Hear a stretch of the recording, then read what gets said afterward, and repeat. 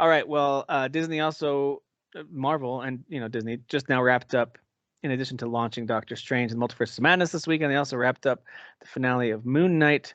I think it's safe to say we can expect more from Moon Knight, and I'm gonna guess series. I guess there could be a movie, but I would imagine another series, a season of the series.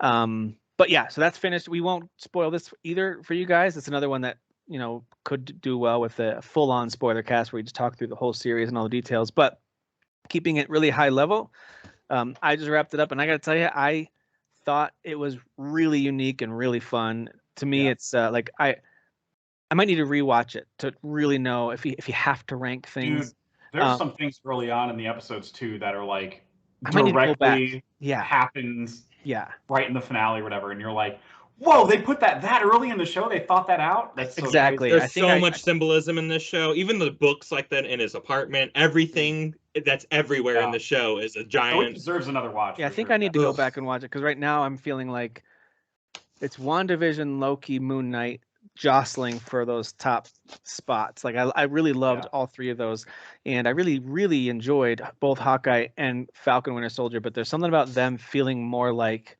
kind of by the numbers. They're safe. They're safe. Yeah. That's what I'm saying about like a movie having like a cinematic, like deciding on a approach to how they're going to shoot it. You know what I mean? Like that really matters. That elevates the material in a way. It does. And that's what it feels like they did in all three of those shows. I absolutely loved it. I thought Oscar Isaac just absolutely crushed it with his performance. And of course, I always liked him, but I am the biggest fan of his now because of this show. Like I think he's always been a good actor, but like this is his magnum opus almost. I think like it's he's crazy. Just kind of been like He's just been kind of like a fun guy in the Star Wars movies, or like in Ex Machina. He was just like a dickbag Elon Musk. He was in that, wasn't he? Dude, he was great. That was my favorite performance of all this show. He's Atreides, leader of the House Atreides. Atreides, yeah. He's good in that. He's got a presence about him. Guy, yeah. Even the Marriage Story, right on HBO, like the Scenes from a Marriage with Scenes from a Marriage. Thank you. Yeah. A very subdued, normal performance. Like this guy's got a lot of range, but this guy shows up and plays X amount of characters. I don't know if that's he plays some characters in the show, and basic concept is the two, right? So I mean that's he plays two characters in this show that are so polar opposites, and he effortlessly switches between them. Sometimes he's playing against himself, it's just. Oh, and there's emotional moments that he just like nails. Like I don't know, he's with himself. That's the craziest part. Yeah. He's acting against a green screen or a giant fictitious animal or something. It's great. Yeah, it was tennis ball. Right. Yeah. Well, it would be like a cutout picture of his face, right? So he's staring at his own face. Just be like. You still have that. Of course, you still have that. It's funny. I was thinking about that.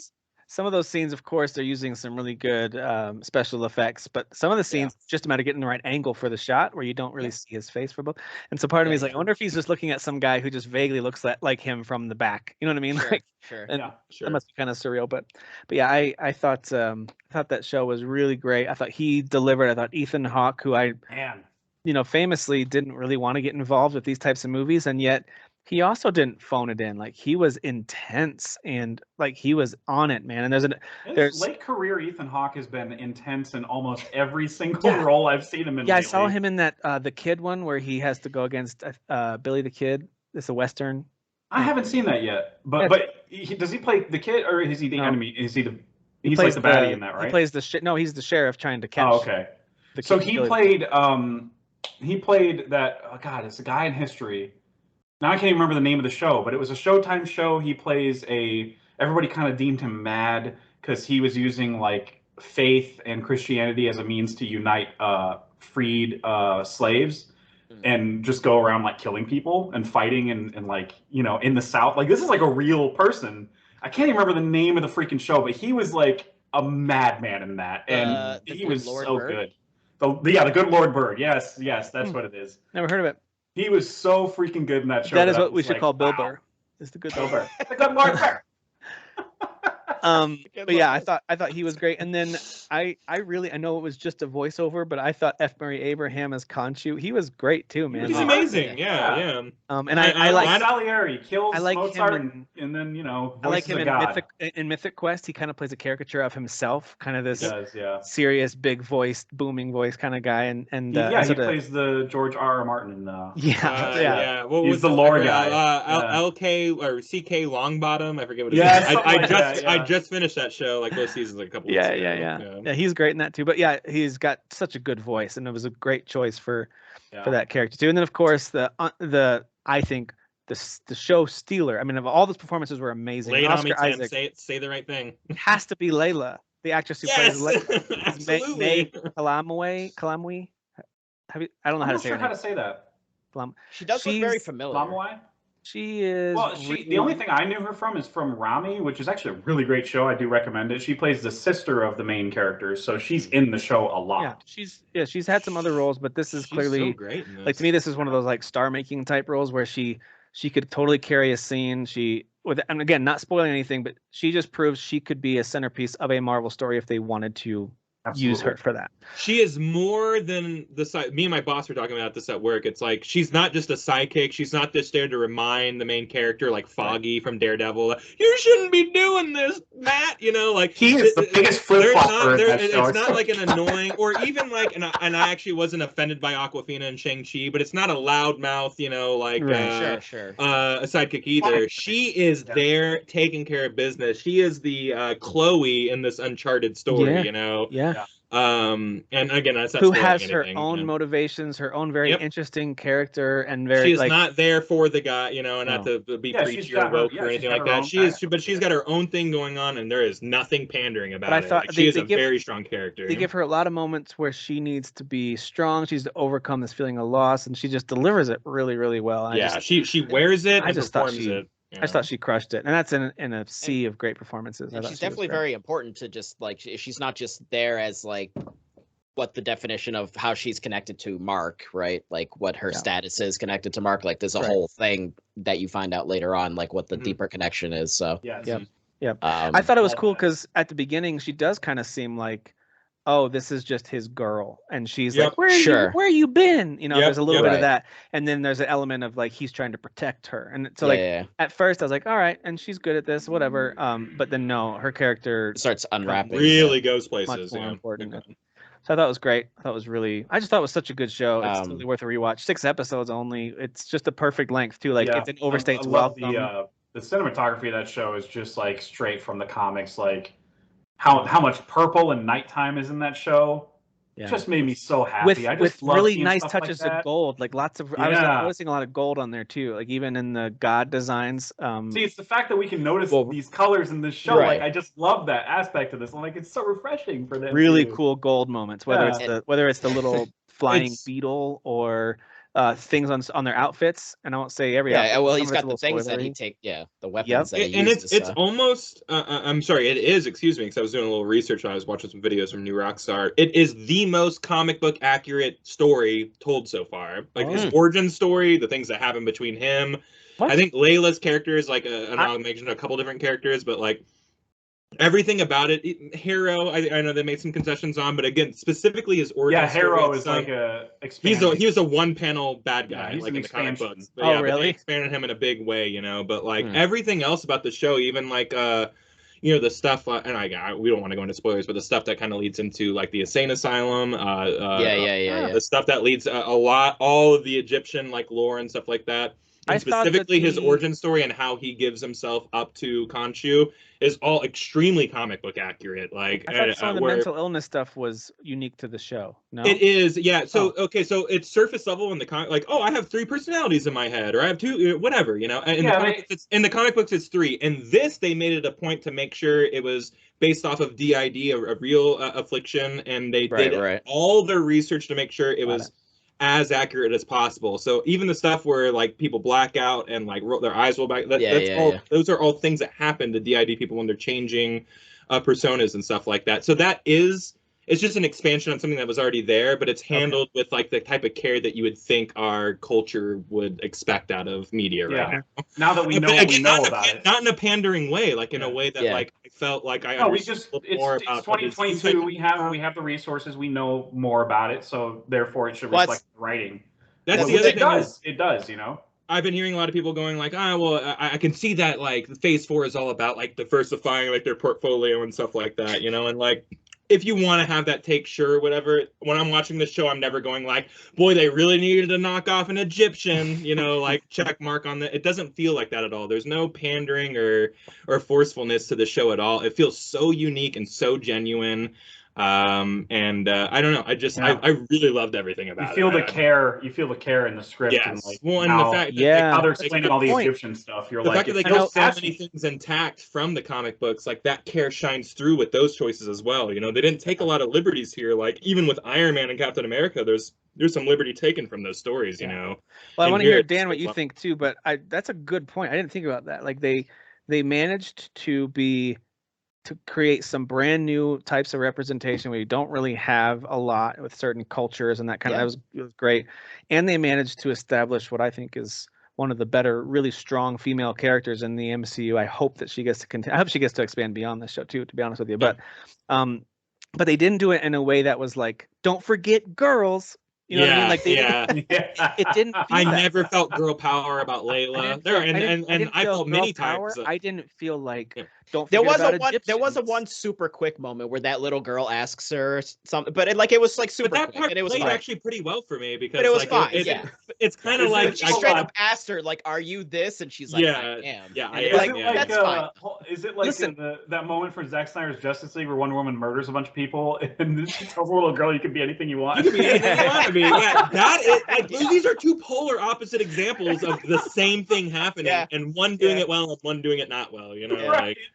I mean, that Wonder Woman movie is a effing mess, dude. Listen, I watched. I know we gushed about the Batman. I loved it, but even they had to include that line about like one of these privileged white males. Like they still had a line like that, and so. But I get it. I'm not saying they're wrong for doing it. I understand what they were doing. It's fine, but it took me out of that movie for a minute. Like, oh boy, here we go. You could have just said privileged rich folk.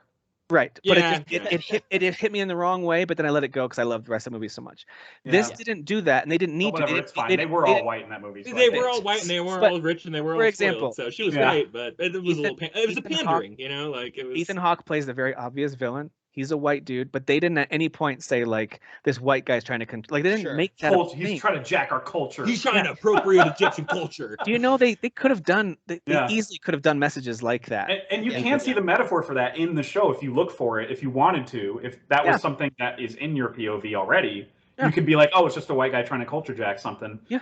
You could argue that, but the show doesn't explicitly go, "It's freaking whitey over here." And it doesn't. And the thing is that it doesn't want you to. So if you arrive there, that was like that's on your own. That's because sometimes they hold your hand to that, and this time they didn't. And I really liked it because I feel like. And the thing is that there was a lot of different cultures going on here. So Jewish culture and Egyptian culture, obviously, there's an intrinsic connection there. And then Oscar Isaac's character is Jewish, but he's also. Spanish from Spain, you know, so it's like there's a lot of different cultural things going on here, and it was a melting or mixing pot of kind of, hey, here's like how Jewish wakes happen. There's an episode kind of showing stuff like that, you know, and he's always wearing the Star of David, and you know, so it's like there were other. There were other cultures represented here, but again, at no point was ever like, oh, here we go, the Jew story starting. You know, it was never like that because I think they handled everything with such care. Cut that. No. I don't mean that in a nobody busted out a yarmulke and like dreidel, like no, okay. Exactly. I called the yarmulke cap, so don't feel bad. Right. The thing is that like they handle all these things with such care and such authenticity, you know, that I think the authenticity. Natural, right? Natural is a great other word to add to this because it felt so natural and authentic that like at no point were you ever like, oh, this is like trying to pander to something like that. At least I didn't feel that way. I didn't feel that either. You know, maybe that mileage varies for different people, but like to me it just felt like authentic and natural to me. And it just exactly. Well, it felt natural, and when you're finding out, when you're getting those revelations, those moments, and you're seeing those scenes, because obviously you're finding out more about you know, he's got the two different sides of him. And certain sides perhaps not knowing things and then knowing things and revelations happening, mysteries unfolding. Yes. Yeah. Whoa. But even like there's certain parts where they're doing like the shiver or something like that, and they cover all the mirrors and stuff like that. Like that's just traditional stuff. Dude. But no one ever goes, "Why are you doing that?" And it's like, well, it's Jewish tradition to do this. It's like it's just things that are happening in the background that people do in real life, and it's it just felt so natural to me. So the mirror stuff, or like not even mirrors, sometimes it's just a shiny surface. Like they did that so well too, right? The reflection, like when one of them is present, then the other one's like and sometimes it's super quick, and sometimes it's like a full-blown conversation. Almost always feels organic too, right? Like, yeah. Like it's not like when you find a mirror or whatever. Yeah, right. But your focus, like when he rips it off, right? There's that one part where he actually rips it off the car, and then he's like, like it's just and the focus on mirrors being a motif in this series, like it has you kind of focusing on mirrors in the background, so you may be yourself, hey, why during this Jewish wake are the mirrors covered? And like, I don't know, maybe that leads you to go look up at why that is, because the show's not going to tell you. You just kind of have to know that that's a tradition or whatever. Yeah. I don't know. I just felt like it was a show that really wanted to showcase a lot of different cultures in in the most palatable way Disney has ever done, to me. Yeah, you spend a lot of time in Egypt, right? I mean, most of the episodes are in Egypt, which is super cool. It's a different place to be, and that you haven't really spent a lot of time in the movies or any of the shows. Or I do hope that that was my Joker saying half, but half the episodes were in Egypt. Yeah, I do hope that Disney keeps this pattern going of like, hey, we can have representation, and we can explain other cultures, and we can elevate other people who haven't traditionally been our heroes, without telling you about it and beating you over the head with it and lecturing you about it. Because they don't always do that without like, don't forget this. And it's like, all right. So that's where I get a little annoyed. No one likes to be preached at on any side. Yeah. I can't believe that part in the finale where like they revealed that one of his personalities was a black guy, and then he started giving a speech to cops about how they're wrong or something. Yeah, right. Oh, yeah, I didn't see that coming either. You're right. Yeah. And then he started rapping straight out of Compton. Well, I thought it was okay. Now you're racist. He was like, I thought it was uncalled for. At the end, he was like, "Here's the real Moon Knight," and he pulls down his pants. I didn't think that was good, but yeah, right. That was Kyle last episode, actually. Yeah, go back and watch that episode. Yeah, but I mean, Moon Knight also just aesthetically, like one of the coolest looking. Like he's just so cool with the hood and just freaking the bandaging, the bandaging. It's like a weird dark white. Like an old mummy white, basically. Yeah. It just looks so cool, and I didn't actually know I didn't know what his weapons were. Like I didn't know that about him. So the way that kind of works is cool. Crescent moon blades. Yeah, but the different personalities have different weapons too. So Mr. Knight has like the Daredevil batons. So when I was seeing those images online, I thought people were saying something about bad guys. So in my head, that's what I thought that was like. The other. Okay. So I was confused when that happened. I was like, wait a minute, hold on. So then I was like, oh, okay, I see what's going on here. It's like a different visual style for kind of, I thought people were saying that particular thing was like, that's the bad guy, or like they're bringing that bad guy in, or I don't know if people were misinformed or I was reading it wrong, but that was really cool. I really enjoyed that kind of visual representation of the two different things going on there. Yeah. Yeah. How did you guys like his Batman voice? His Batman? Me. No, I'm just kidding. I was like, we're gonna save Conchu. Wait, what? Moon Knight. Where are the rabbits going? Honestly, a little educational, right? With the Egyptian gods and all that stuff. I thought it was really cool. I haven't learned about Egyptian stuff since like grade school or middle school. Whenever we learned about that, and I always found it fascinating. The Field of Reeds. We all grew up watching The Mummy with Brendan Fraser, so it's like our generation, we kind of have this kind of like long lost love for that air, that and stuff like that in that culture. So it was cool to get reminded about who Osiris was and who like the the little ladder of gods are and stuff like that. And it was that whole thing with like the scales and weighing the heart with the scale, like that whole thing was really kind of interesting. I was like, oh, we get some really interesting visual representations of what that theology / mythology is, and they did a really good job. I literally can't tell you guys how much I love this show, where sometimes I feel a little apprehensive to be like, I full-blown love Doctor Strange, which I think I do, but like, this show I have no questions about. I don't need to sleep on it, like there's no question to me that like this will be one that I revisit and watch over and over again, and and I really hope we get more. You know, I Yeah, know it they was very cool. They talk about it just being a one and done type of thing or whatever. It's just like it's so popular, even though the reviews were actually kind of lukewarm. The court of public opinion love it. You know, people love the show. So I think this show completely deserves to get more of its story told, and I actually don't. Maybe they will. I don't need them to be like, oh, and here's when Thor visited him and I don't need them to tie it in. But if you want to do a they Midnight will, Sun but- thing, that's fine. Like where him and So- Ghost Rider and That's everybody fine. like team up Blade. I don't know together. if you get. I don't need that. I don't need them to. I'm cool. I with need, Moon Knight you know what I being want its him to own do? separate- I want to see him beat up like pedophiles and robbers like on the streets of New York, like in the comic books, where he's Egyptian just like pedophiles. mercilessly. Well, then him and Daredevil could hang out, and Punisher. They Yes. might all get along, I guess, in that case. They do in the comics. I don't think this is really Oh, a do they? spoiler Okay. because they get along very well. they cut it out, but the director or writer or whatever was saying that there were supposed to be a couple of cameos from Eternals. They Okay. did. He did Because say there's yeah. that whole obviously the Eternals have been around for They probably cut Druig because Druig sucks. That's the joke in Eternals. Sorry. Oh, Yeah. okay. You haven't seen that movie, which I don't blame you for. Also, I could be wrong, but I feel like they scaled back the planned involvement of that French actor who died tragically earlier this year, and I could be wrong. So he's actually the Joker to this character's Batman. So like in the comics, he falls into a chemical of vats and like becomes all like disfigured and becomes insane, and he becomes the opposite of Moon Knight, and like they're the Joker and Batman of that story. But yes, that actor sadly died, and I think that they did pull back. So which that character story. actor? He's the guy who's very on the briefly horse. in it. He's very briefly like in it. you remember like they go and visit like the art Two dealer or or three. whatever. Yeah. Episode 3 maybe. Yeah. But yeah, that actor died, passed away. and I remember that they announced that he was playing a significant role, and it's not like it was insignificant, but it was for one episode, and it was relatively brief, and then it just felt like maybe there was more that they had originally filmed or planned on him, but maybe not. Maybe that was it, and then they had planned. He was coming planned to back be later. like exactly. I think that's what it was. Is that he was planned to come back in a So they different. might recast casting. that role because it's an important role, maybe for this. They one. might, but Marvel's been on a really big kick about not recasting stuff lately. So they're like, if people die, it's too bad. You know, it's like that's true.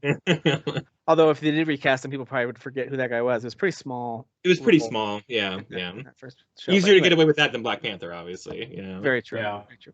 Yeah. No, I think it's fair to say we all really enjoyed the show. It's definitely worth the watch.